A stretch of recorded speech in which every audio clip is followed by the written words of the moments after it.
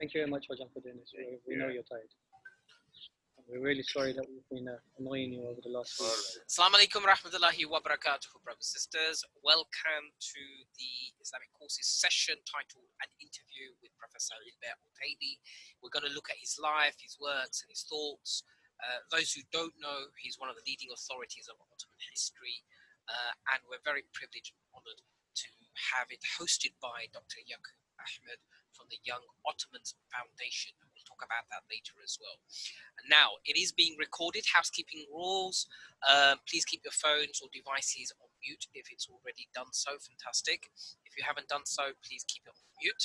Second thing is, as I said, it's recorded. If you haven't registered or with us, please leave your email address here, and then we can send you the recording. And there is a Q&A session. So we have some questions which is going to be posed by Dr. Yakoob, and then once all those questions are answered, we're hoping to have a Q&A session directly from yourselves to ask to Professor Ilber Ortayli. So without further ado, I'm going to hand it over to my host, Dr. Yakoob Ahmed, who's going to start the process. Thank you so much. Assalamu alaikum. Okay, well, assalamu alaikum everyone, and thank you very much for everyone tuning in and having us here today. I'd like to first of all thank our guest, Dr. Ilber Ortayli, or Ilber Hoca as we say in Turkey. We're very privileged and to have him here today. Many of you probably don't understand this, but it's not that easy in the current environment that we're in to get this type of access, and especially at this time of the day. So I hope some of you will go easy on us in that sense, in understanding that if at any moment Ilber Hoca decides to end the Zoom session, that you are graceful enough to appreciate that in that context. Okay, so the way that we're going to do this is I'm going to, in a second, swing the laptop in Ilber Hoca's direction, and so you won't see me in the screen anymore because we are in an outside setting. As you can see, I'm still wearing my mask. And what we will do is I will be asking Ilber Hoca some questions about his life, the importance of Ottoman studies, because it's really important to have an authority of that nature and access to an authority of that nature to you guys out there. And then he will be answering them, so you'll see him and him only.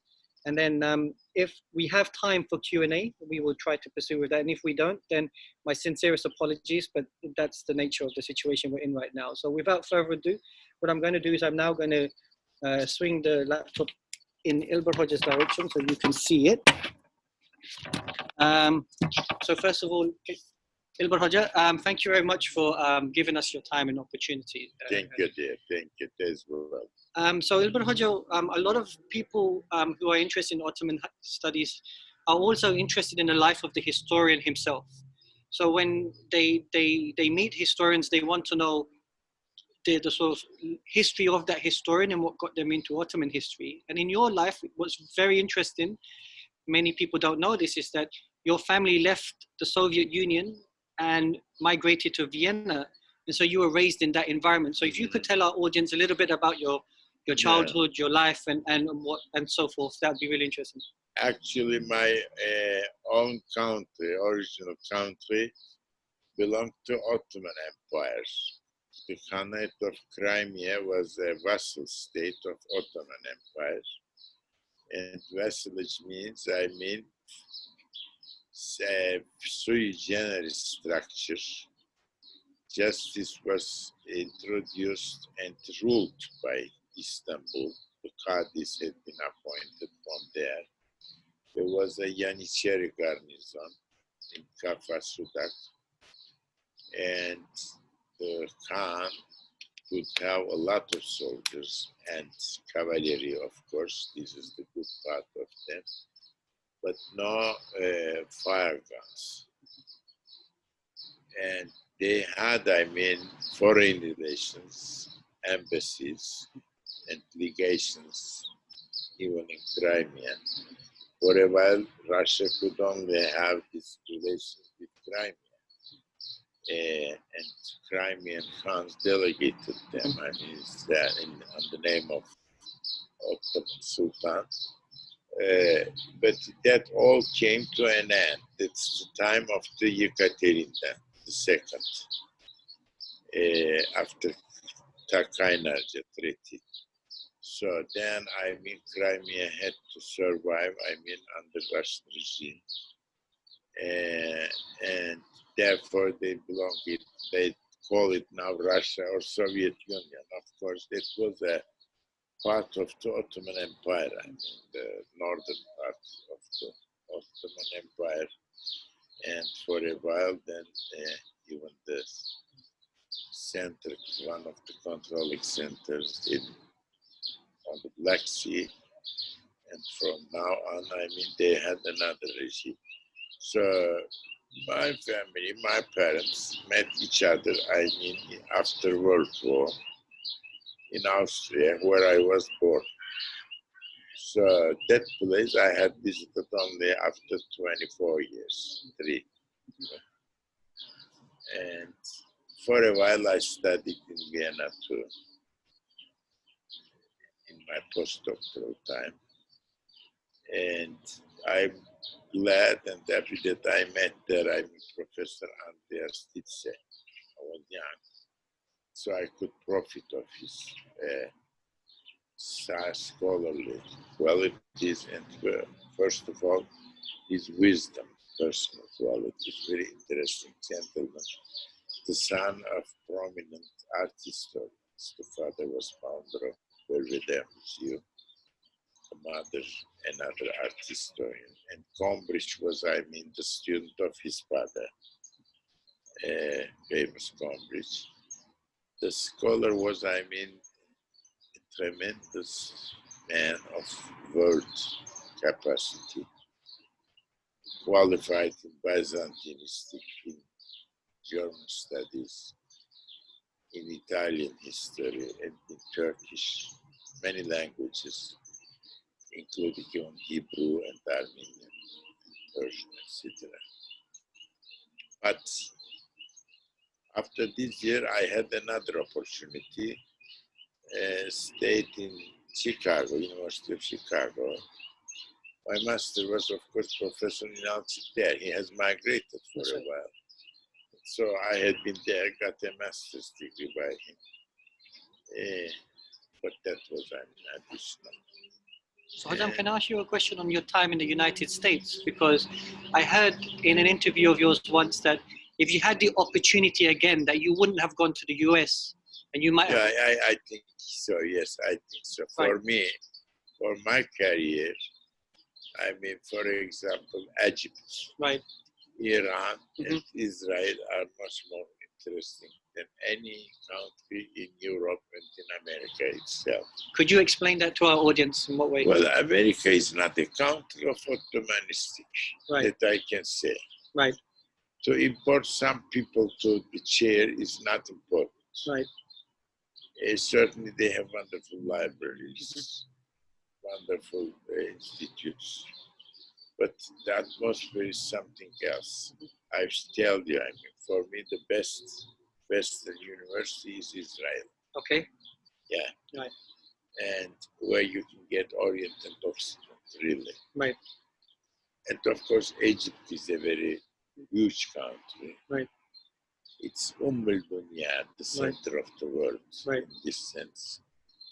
And of course, Iran forever was a very, very sui generis, interesting country, forever. Whatever they have is out of question. But to my youth time, any kind of adventure, any kind of visit, and not at all, I mean, education was a strongly limited privilege. The country had no opportunities. In this matter, for Turks, so bitterly criticized Khomeini regime is much more open than the Iranian Shah. I mean, under this regime, Savak was awful. I mean, you can't get, I mean, any kind of visa. Took a lot of time. So therefore, we couldn't study that. That's the trouble. And some people, for example, thanks to God, the Iranists, the so-called experts of Iranian culture and language, they got the chance to make their studies in Iran and in India and Pakistan. Yeah, because that's also the country of the Persology, Iranistic. Thanks to God, at this time. We have, for example, Iranists at my age who had no chance to go Iran, till 50 years of their life. Right.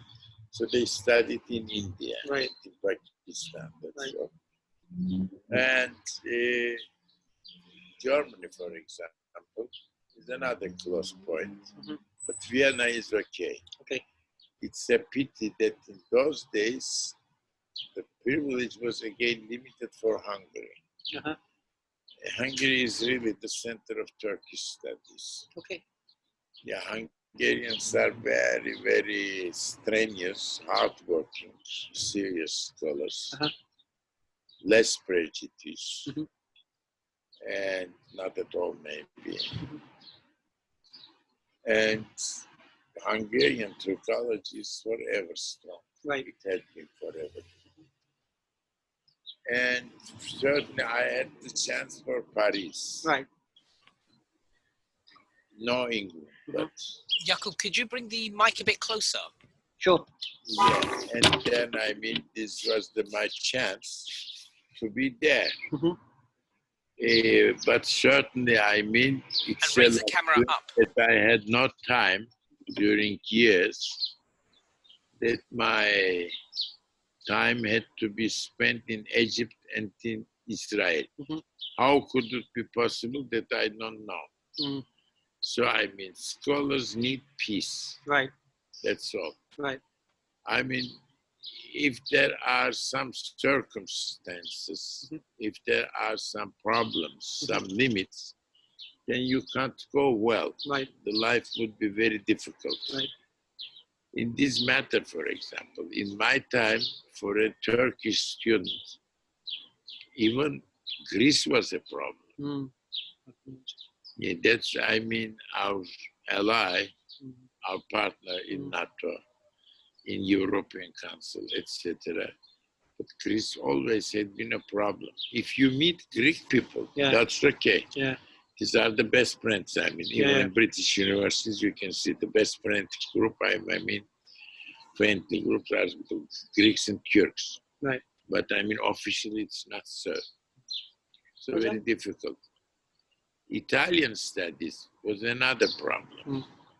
Today, it's much better. Now we have younger people who have Italian studies, who have the opportunity to do that. In my time, they all had been limited. Right. I studied Italian language. I tried to pick it up in Ankara, in Centro di Studi. Italian language, I mean, can you imagine? It's good that we had these cultural offices of diplomatic diplomatic offices of the. And so was Iranian studies, Cumhuri Islami, after Shah. Before that, I mean, nothing. Right. Iran was a very, very far neighbor. So when you went to the United States of America, that was quite right, after 25th of my life. Right. And I think, I mean, Center of Anglo-Saxon Oriental Studies are always British. Okay. They're always, sorry? Always British. They're brittle, okay. Yeah. Scotland, right. Or I mean, London, etc., Birmingham, always, always, I mean, no doubt about it. What about the young academics are encouraged, especially in Turkey and in this region, to go to America? They have no idea about it. Right. Our youth has no idea about world geography and not at all about human and cultural geography. Right. That's very good. I wouldn't. And there are lots of Parvenians who send their children, I mean, after high school to right. United States, totally wrong. So what would you advise the young youth of today in the region? I mean, if a foreign country, then they have to stay, I mean, in Europe. Stay in Europe. Western and Central Europe. Okay. That's what they have to do. It's another chance that people have started after the fall of the Iron Curtain right. to Russia. Right. Would you recommend students to go to Russia? Of course. Okay. I mean, my mother was then one of the members of the Russian philology at the University of Ankara. I mean, they were scared. I mean, they had only limits and impossibilities. No books, no right. import of the books, nothing. No visit, I mean. Right. I have never met a Russian colleague in Ottoman archives. Oh, wow. Oh, well, very bad. Now they are. Right. Now they have even started to study, I mean, Ottoman diplomatics. Right. And I'm glad and honored to be one of the first Turkish teachers of diplomatic at the University of Moscow. Right. Paleography. For a while it had been stopped. Very pity. Because Russia has a great tradition. Now they are going to restore it, and they do it. Right. Just to intercede, Hocam, so you mentioned the point about the Ottoman archives and the lack of Russians in Ottoman archives. Yeah, none of the people had been there, for example. I had been to Russian archives, I mean, of old documents, Drevnych Akta, they say. One of the first. And I went there for a search of the sources. Right. And even to Communist Party archive, now it's called Social Sciences, right, and so on, or I mean Foreign Office archives. This is called, I mean, Russian Empire, right, Foreign Office of the Russian Empire. Wonderful, of course, very rich sources. In terms so of archives, I don't understand. The Americans are the first provocators of this type of limitation and Cold War. Okay.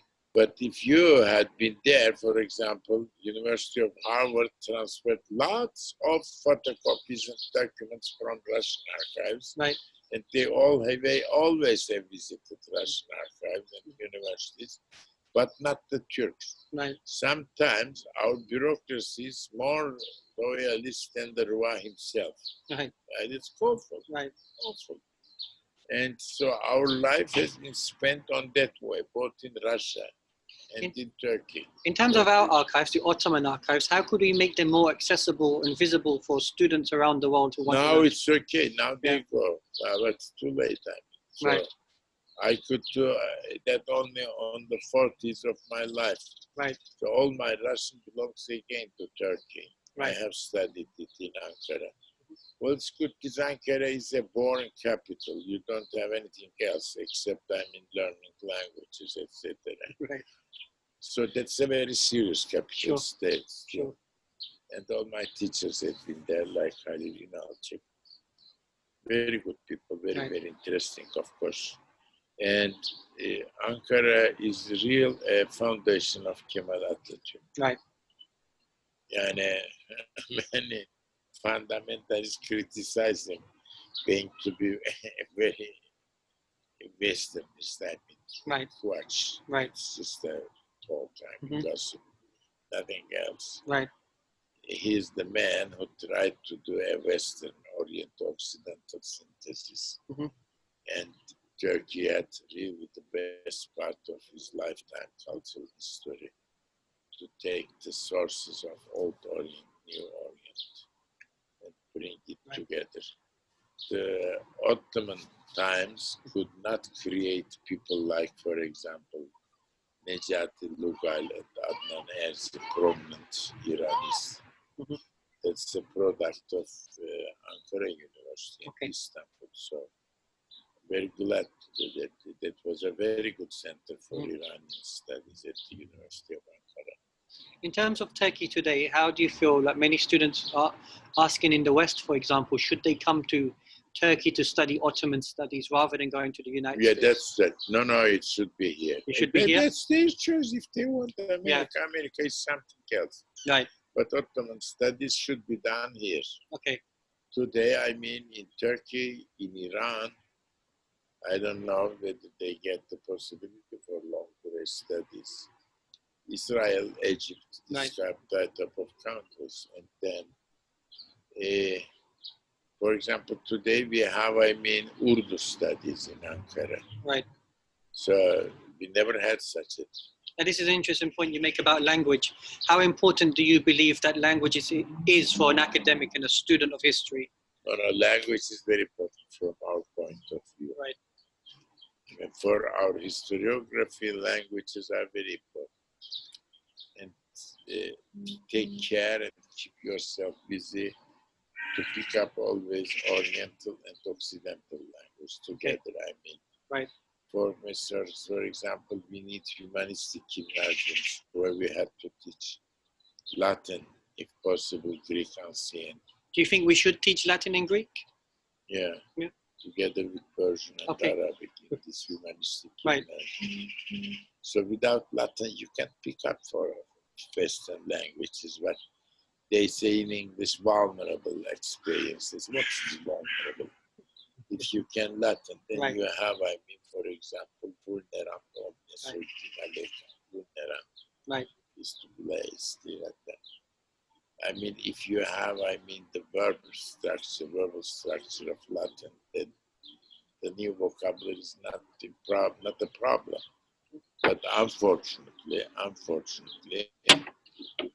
people try to memorize, I mean, French or English vocabulary Right. without having a Latin basement. That would be very, very crazy. Right.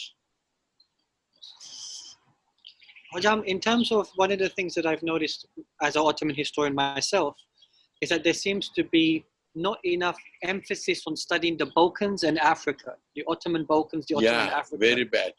Thanks to God, I mean, we have lots of immigrants from Bulgaria. Right.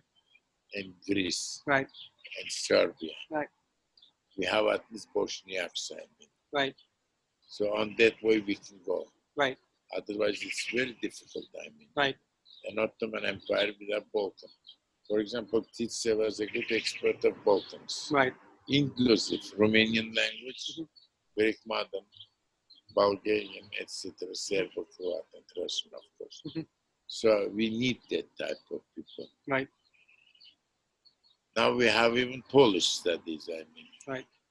But it's too late. Right. What Atatürk wanted to realize, the further generations picked it up very late. I mean, the intelligence, the social intelligence capacity was not enough to follow this cultural leader. Okay. It's very important. Could you expand on that, about the lack of social intelligence required by a cultural social leader? Consciousness, right. I mean, social intelligence is not a good concept. Social consciousness. Okay. People have to know what we are, from where we come, etc. There isn't, I mean, such a nonsense, for example, Occidentalization, or I mean, what's Occidentalization? You have to know, you have to pick up the idea that Turks are very, very wandering people. Okay. And these wandering people covers for his own background the history of the Mediterranean basin. Okay. You have to know and understand many things. For you, Byzantine history, medieval Hellenism, and old Hellenism is a fact, a data. Right. Together with old Persian and new one. Right. And of course, Semitical languages. Right. And Slovenic word. Without it, you can't do that anything. Of course, we can't expect to have these people, genius people. Right. But I mean, you can have a good organization, good classification. And I think the only good example was that the Faculty of History and Geography in Ankara. Right. But unfortunately, it couldn't survive on that way. So, Hojam, do you think it's a problem of lack of institutions, or lack of manpower, or lack of funding? Manpower, we always have manpower. Lack right. of money, what does it mean, manpower? I mean, education budget is nothing if you compare it to other ones. Nothing. And education is the most fruitable and the most valuable and the most quick investment. You easily can get, I mean, the fruits of your investment in a very short range. Right. But if you don't have the consciousness for that, it's very important. Can't do anything else. So how do we create this consciousness, in your opinion, in regards to the youth? Because many educators struggle with this one. Well, I mean, for example, one can expect that Israelis have a good knowledge of Arabic, and of course their own language, and Aramaic, and etc. Why the Arab world do not have experts of Hebrew and Aramaic, etc.? That's their work. They have to know each other. Right. They have to know each other. What's the difference? I mean, I don't understand this Arab world. I mean, if they don't have any refined interest in Persian world, in their culture. And even Turkish studies are, I'm so sorry, not so deeply interesting for Arab world. I mean, there are only some Syrians, a few people on this, I mean, Bilad al-Sham line and Egypt. So it's impossible. I mean, you can't understand modern history of Arabian countries. And the Turks, I mean, as well, I mean, they have no chance to grasp, I mean, the idea and the concepts of this, their own world. Now, Hocam, you chose to go down the direction of Ottoman studies rather than Persianate studies. Yeah. And so many young students ask me when I go back to England, why study Ottoman history? Why would this be important? I don't know. I mean, Ottoman history is important for our neighbors, for people who had been in the Ottoman Empire, and anyone who wants to understand modern Middle East, and so on. And I think sometimes far friends, Japanese are much more interested than anyone else in this region. So the answer of this question is your own consciousness. As far as you go further and deeper for your world, for your own people, then you will see that. How can you understand this world? This is, I mean, the Babylonian tower of the peoples, but all this Babylonian tower includes people who are very close to each other. It's very interesting. And certainly you can neglect, I mean, the knowledge. You can neglect to read the books. But whenever you had any kind of, I mean, trip, any kind of, I mean, travel, or long or short tour studies, then you can understand it very well. Where are you and what are you? It's important. I can't teach you, I mean, what's Turkology and Turk peoples. If you have a trip, I mean, in Central Asia and in Volga Basin, you'll understand it, you'll pick up the idea. And that's another interesting point, because Tugay, my student who's here, he's reading a book of yours, of the Sayat, like the traveling that you've done, right? That's, I mean, the only propaganda of my idea. Because the best is, I mean, travel book and read it. So, however, I'm not an Evliya Çelebi, but I try to give the idea. I mean, just see that this world, you can understand it. People go to Italy, I don't know, they make shopping. Italy is our life. Without Italy, you can't understand Mediterranean Basin. And without Italy, don't talk me about Europe. What's Europe, I mean? The mother of Europe is Italy. That's all. So in terms of our students, do you encourage them to travel and That's what I mean. You have to travel, whether you have money or not, is no problem.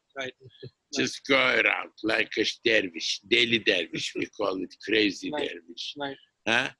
If you have, I mean, your sandals and your, I mean, baton, and that's enough, I mean, go around. People do that, I mean. You have a bicycle at least. Now, one of the things that people are saying is that even today, the Ottoman past is still a shadow over modern day Turkey. To some degree. Of course, I mean, Ottoman shadow, our modernization belongs to Ottoman times. We have started there. Why the Ottomans started to so-called Westernization? Because of our army. We had to fight against West. That was our destiny. The beloved destiny, Qadar al-Muhabba. So this beloved destiny forces us to war. And in order to make your war, you have to start to imitate, to pick up, to adopt their techniques. Your techniques should be better. That's what Muhammad the Conqueror did. Fatih Sultan Mehmed.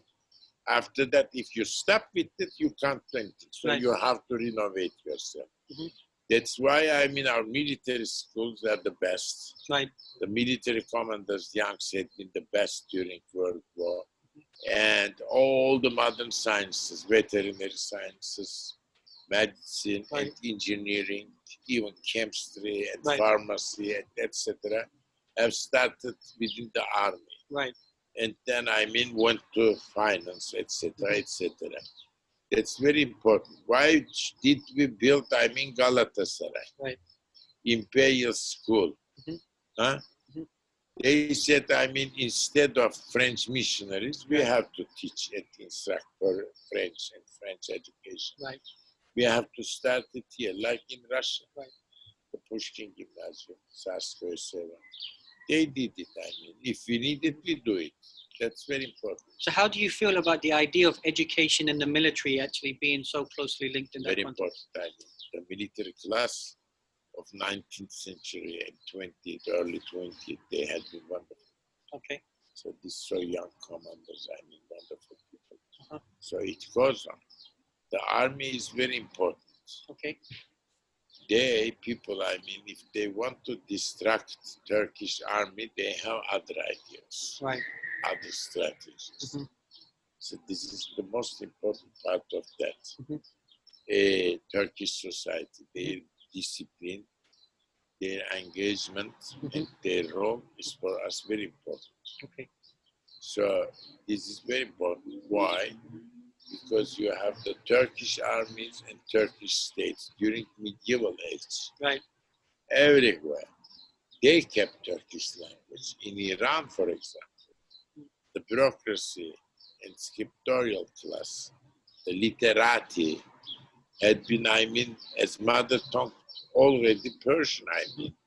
We have Nizami Gencevi, a wonderful poet. Huh? He always says, I'm Turkish, but it doesn't have any verses in Turkish. Persian and Arabic. So, what's that, I mean, the Turkish state?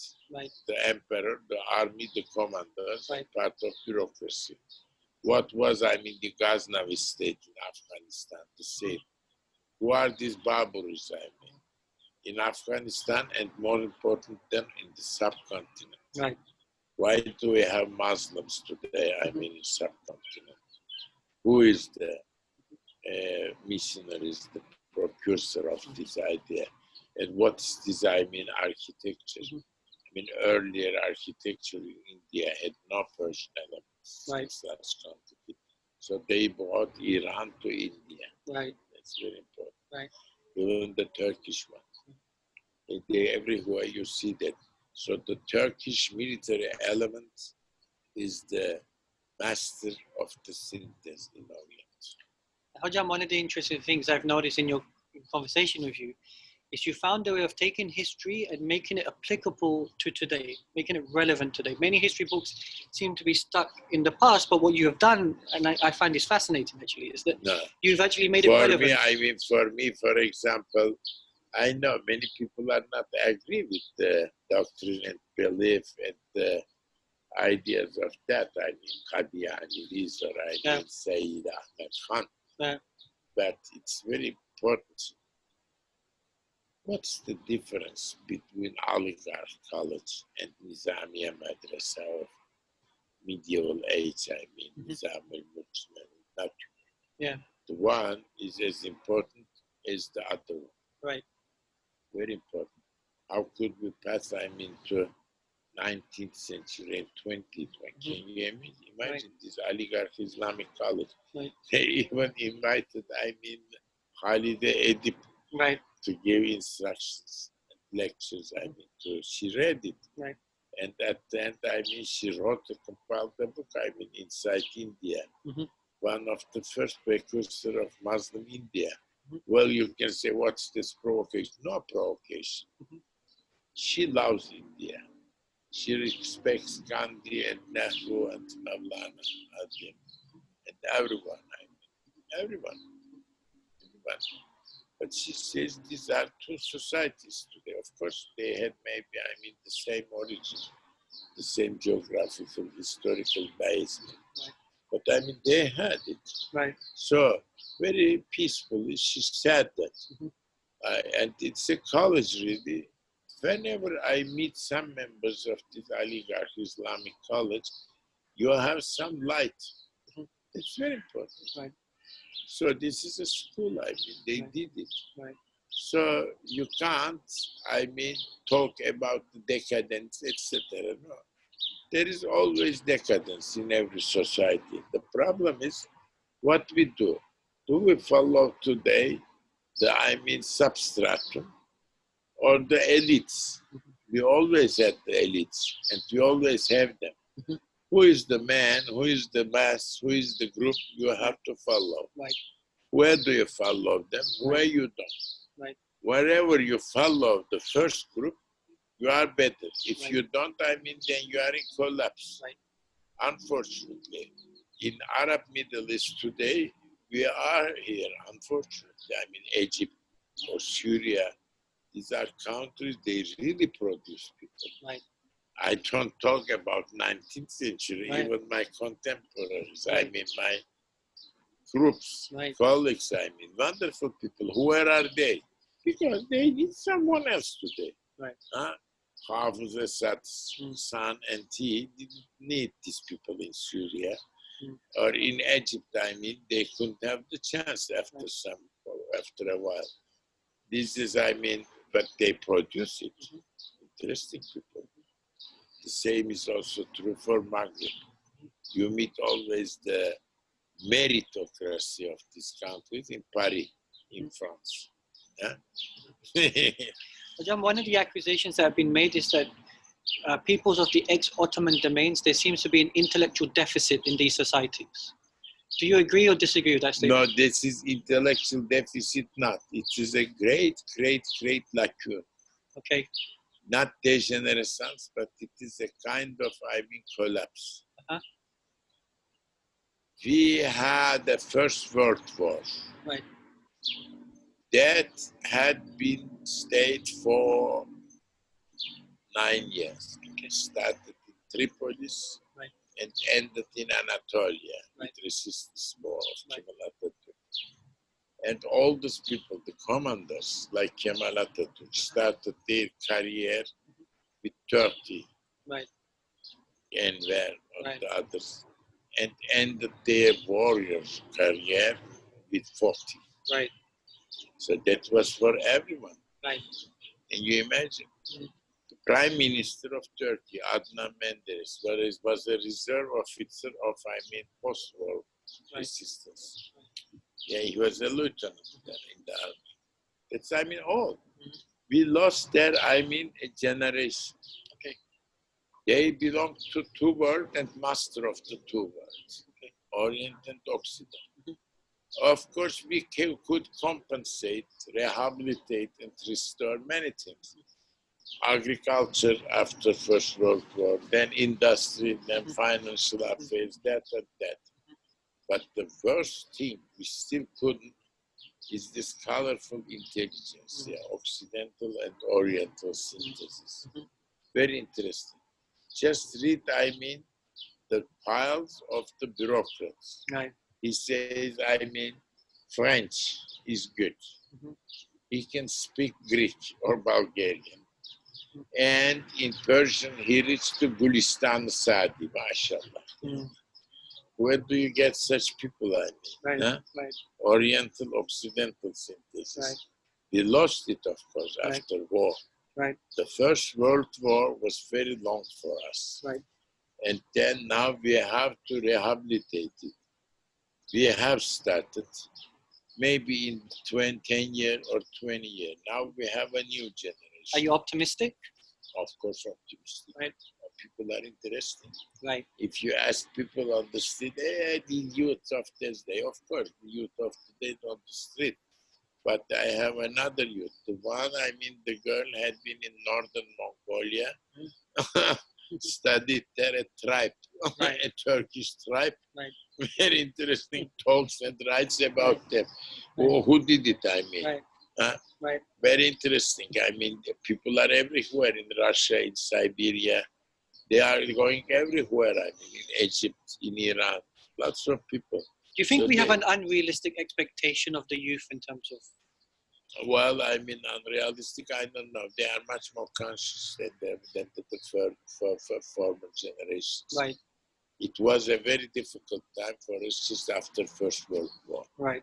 Because we lost our genius people. Right. We could start.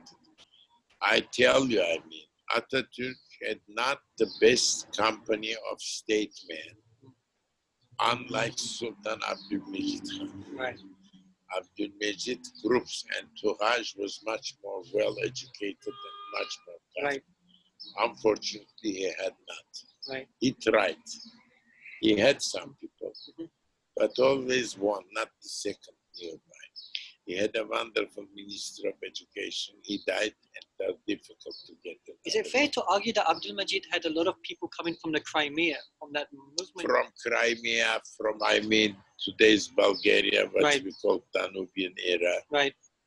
Haha. What do you think? Ahmet Rashid, the wonderful poet of Turkish literature. Right. He's an Arab from Baghdad. Right. Right. Who can, I mean, write and sing the Turkish he uses. Right. Wonderful. He's French together, I mean, he's Persian. Wonderful man. How do you feel about that idea of the cosmopolitan nature of the Ottoman world? It was cosmopolitan, but it was also Ottoman, one Right. culture. Right. So, studies should be made comparatively. You have to study Austro-Hungarian Empire, Right.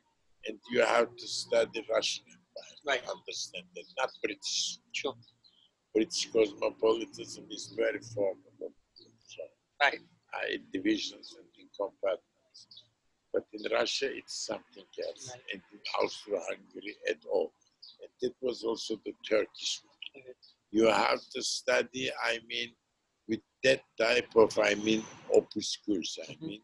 So you will see lots of interesting things. That's very interesting. Right. Lots of you can observe these objections and objects and interesting events. Are we running out of time, Hojam? Are we okay? Yeah. Okay. I have just two questions and then All right. All right. So one of the questions that today when I told people I was coming to see you, and you don't have to answer this, but they kept asking me your opinion on this Hagia Sophia situation, which you had commented on in the morning. Hagia Sophia is, I mean, changed into a museum Right. very quickly. Right. And the Turks hold it. Right. Even under British occupation, the British couldn't do that. Right. Because the reaction would be very strong. Right. Church wouldn't be, of Right. course. They did it museum. Museum is very, very, very objective. Okay. Well, in order to understand where the generous attitude of the Turks in this matter, you have to look, I mean, Spain. Right. I have nothing against Spaniards. Right. I find them very, very tolerated people. Right. But the situation is Kurtuba Mosque is not, I mean, Right. Right. sympathetic. Right. So you can understand what it is. Right. Certainly the decision for the conversion Right. into museum, it's not a conversion, it's a change. Situation has some internal and external Right. situations. It's not only Meatmore, I mean, Right. this guy from Boston, this Yankee. Many, many standard lodges. And even today, I mean, we are surrounded by an Orthodox world. Okay. If you go to Russia or Kiev, I mean, there you meet, I mean, a high-class, high-ranking cleric. He still talks about the conquest of Istanbul. Right. I said once, do you want me to excuse what? Yeah, Your Eminence. Right. Well, I think the only liberal man in this world is Patriarch Bartholomeus. Okay. He has the wisdom to understand the world, Okay. to balance, and to understand the situation. Right. So there are some people, Right. slowly. Right. And Hagia Sophia is Turkish. Right. Is the mosque. Right. The mosque is still there. Right. Is the number one mosque of the Muslim world. Right. If you talk about church, well, church, yes. But the structure, the architectural structure is not Byzantine, it's Roman. Okay. Yeah. Right. Ancient world, right. Ancient mathematicians, right. Ancient type of engineers. And this man, two right. architects, one from Tralles, Aydın today, and the other from Miletos, Turkey, Western Anatolia. These are the Hellenes of this country, right. but Romans, of right. course, their culture. And this is on the 6th century, I beg your pardon. They have totally. The Byzantine Empire used Latin still. Right. In those days, Justinian was a right. speaker. He's from Macedonia. And so the ancient culture transferred to that. But the architectural structure would not be followed by others. The couple, central couple, is the last of the world right. till 15th century. Right. In Italy, they tried to rehabilitate all structure. Well, Brunelleschi, right. a wonderful engineer, but it's not the same. Sure. And then comes Sinan, of course, from Anatolia. Thank you, Hocam. And one last question. If there was any advice you can give to the young students who are listening to you today, is there anything you'd like to say to them? Well, I mean, you have to travel first. Right. Reading the books is still boring. Right. And you have to pick up languages because after 25 hours, memory goes back. Right. You can mix everything. Right. Do that because young people have more energy than anyone. Right. And they have a good memory. Right. But after 30s, it's no more so. Right. You easily learn and forget. I mean, lernen, verlernen in German. It goes very quick. Right. So you have to travel. Okay. That all needs energy, and you have that only in your young times. Right. So please be careful with your time. Thank you. This is your treasure. Yes. And then do it. Thank you. Really Learning is not a problem of money. Without money, you can learn too. Maybe more difficult, a little bit problematic, but you can do. You can travel. Yeah. And please remember your own country. You can live in America or in England or in France. But if you have your origins in North Africa, in Iran, or in Indian subcontinent, you have to know that it's the real chance and privilege of yours. So Mizan, thank you very much. If you want to now engage with Ilber Hoca with your Q&A, you can do that. So I'm going to leave the floor open to you in that sense. Is that all right? Yeah, and we'll probably have to ask, I'll have to tell the questions to you. Okay. Okay, so we do have some questions, so please do send the questions on the chat to folks. So we've got people logged in from America, South America. We've got someone from West Indies, Dominican Republic, all the way to Indonesia. So we have an international audience. Alhamdulillah. Right, okay. Dominican Republic, wonderful. Wonderful, absolutely right. So how does the future of Anatolian Middle Eastern region in terms of civilizational leap? Does he expect something like it? And what are the main steps to make it possible? That's from Bilal Ali. Yeah, Anatolia is a mixture of cultures and civilization. But I mean, they have an interesting symbiosis. And I think Turkification of Anatolia, which has started in 12th century, basically, very strongly and rapidly. Certainly, this is has only one side, unlike Greeks and Romans. The Turks preferred mountains too.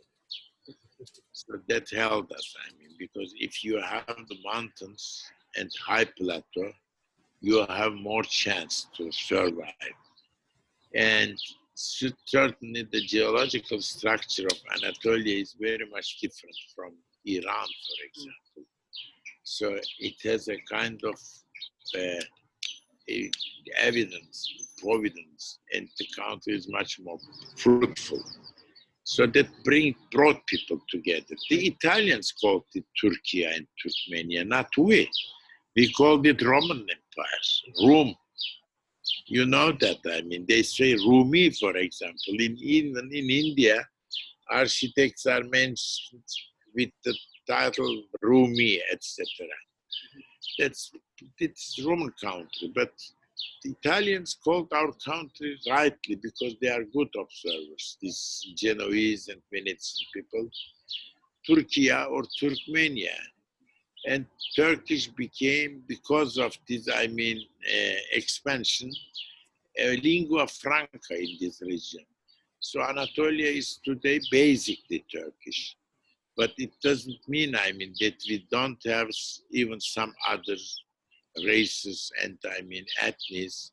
The problem is, I mean, the Turkish ethnicities, they don't keep their culture and language well. That's the trouble. And if they do that, I mean, they can have a good coherence. They don't speak, they don't write, that's very important. Right. For example, look at the Iranian minorities, right. I mean. They are all, I mean, good owners of Persian culture, Persian language, Turks and Kurds and Baluchis, etc. Right. The same is true in Iraq, for example, with Arab language. Yeah, but not in the other part of this world. So that's, I mean, the Balkanic part, Balkan character of Turkish Empire, probably. And we have, I mean, to study that very well. Turkey is basically the country of Turks. Okay. Turkish is the language. But we have some problems. First of all, we have to pick up foreign languages, the literati of this class. And then, I mean, that's also true for everyone. Turkish is very important. And not only modern Turkish, even the old Ottoman use of it, I mean, that we have to rehabilitate. These are problems. What about local indigenous languages in Turkey, like Cherkess, Arabic, Kurdish? Unfortunately, Circassian are the language of the migrants, refugees. Right. And as far as you had your grandmothers and grandfathers, they kept it. Right. They kept it better than the original ones at home. Right. Because I know, for example, some Abkhazians, elder people, they have been visited sometimes by other Abkhazians from the original country, and they learn and pick up many idioms and words from ours. Right. Our population is larger. We have around 600,000 here, where in Abkhazia only 300,000. Right. But that doesn't help, of course, that the younger generation keep the language. No. They learn the dances, the folklore, the food, cooking. That's good, but no language. We got a question here. What are your thoughts on the Vahid and Ataturk debate over the War of Independence? Did the Ottoman government secretly support the Istiqlal Harbi and send Ataturk or conspire with British Empire? Not secretly support. I mean, we lost the war. We lost the war. They said the war was an adventure. The adventure of the Young Turk Party. Okay. Now they say we have to keep quiet and handle with British to pass this period, I mean, and to save the empire. But after a while, everyone watched that the British had no sense of compromise. They hate us. Interesting enough, not the people, the army commanders and soldiers who did, I mean, this year, 4 years. British Empire never had, I mean, a war for 4 years. They really ruined, I mean, Gallipoli, after that, Kutlulamara, and then after that, I mean, in Iran, and in Baku, they didn't. They said, no more, thank you. They just watched it. So these people, of course, they hated, yani, the war ruined English British economy as well, like everyone. So this is called a Pyrrhus victory, Pyrrhus victory, you know that, the Roman one, a Roman idiom. And now if you don't have to come to compromise, then you get the reaction. This reaction can't be like German one, or I mean like Turkish one. The Turkish one, of course, it was very precursory. They started, I mean, Kemalism was that. And then the army officers, half of them said, no, no, no, that's enough. We start to go to resistance in Anatolia. And Atatürk was not a typical party member. He was actually appreciated by Sultan. He was because he's adjutant. And some others, they sent him as Mufettish Pasha, revisor to Anatolia, because there was the danger of internal war between non-Muslims, especially in the Black Sea region, and Muslims. So he had to control and organize it. He had been sent, but it's not so easy. And the new group, the Young Turks, not the İttihat-ı Terakki Party, they decided, I mean, we have to start with war, and that war will be ruled by a parliament, irade-i milliye, by volonté nationale. So, Sultan Vahdettin didn't lead it so secretly, I mean. He said, this is the way. The politics, I mean, day by day changed, and they came on the counterparties, the counter elements. But Sultan Vahdettin said, no, authority, not at all. Istanbul was occupied. The authority of the Sultan and palace was limited, really. And so on. This is the Ottoman government. And I should say, after the exile, none of the Ottoman dynasty members had an open proclamation or protest against Turkish Republic and Mustafa Kemal. Alone, the children of Sultan Vahdettin said he was our general, and he was a progressive man, and it's no use to talk against him because we are also Turks, and that's our state. That's all. Very interesting. So we don't have a monarchist party, you know that. The Turks love their monarchs, but we don't have monarchist party. Okay, we got a very good question from Mohammed Hussein. I think it's from India, Pakistan. What can pre-colonial South Asian historiography learn from Ottoman historiography? Can the latter help in providing a model or impetus in reimagining or reinterpreting pre-colonial Muslim historiography in the Indian subcontinent, especially in light with Mr. Modi at the moment? Mizan, can you simplify the question, please? So I mean, looking at Ottoman studies now, is that a good model to is that a good model or impetus to reimagining pre-colonial Muslim history in the Indian subcontinent?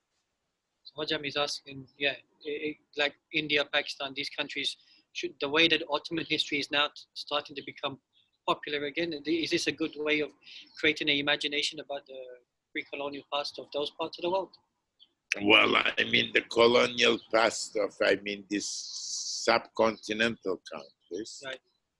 Certainly, they have their own way. Right.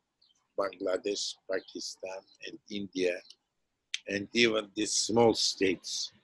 Right. Nepal, Bhutan, and then Ceylon, of course, Sri Lanka. We can't talk, about the, common way for this, that. That would be too much to expect that. But I'm sure after a while that would come an end. Otherwise, the subcontinental old countries will be run by other powers. Right. That's not acceptable. Right. China, Russia, and America. They have to come a kind of compromise in between, and they'll come. That's very important. Certainly, the situation of Turkey is, of course, for Pakistan. That's, the very fixed foreign policy. Principally, that's a very fixed one. whether some people like India or not, dislike or make, preference between these two or three. That's something else. So the foreign policy has some fixed points, principles, and that's between Turkey and Pakistan is the same. That's very important. Okay. I think we're coming to the end now, so we'd like to thank Professor Ilber Ortayli. Thank you so much for your time, especially in light of this coronavirus. Thank you for inviting me and come here too. And we're hoping to have you back in London, as we did years back. I have to say some more. I'm more than 70, but I have to stay there a few months. Inshallah, why not? Inshallah, after this, this awful coronavirus. Yeah. Now we are led by virus, but coming to our freedom. Would like to thank Dr. Yakoob Ahmed. Very important. He has a new foundation called the Young Ottomans Foundation, and we're hoping to have more series of Ottoman history, learning about Ottoman history for the new generation. So please watch out for a series of lectures, courses, seminars by Dr. Yakoob Ahmed from the Young Ottomans Foundation. So this has been recorded. If you have left your email address here, you will receive a copy, inshallah, in the next week or two. Without further ado, other than that, thank you so much, Professor. Keep safe. And Thank you. Have a nice day. Good times.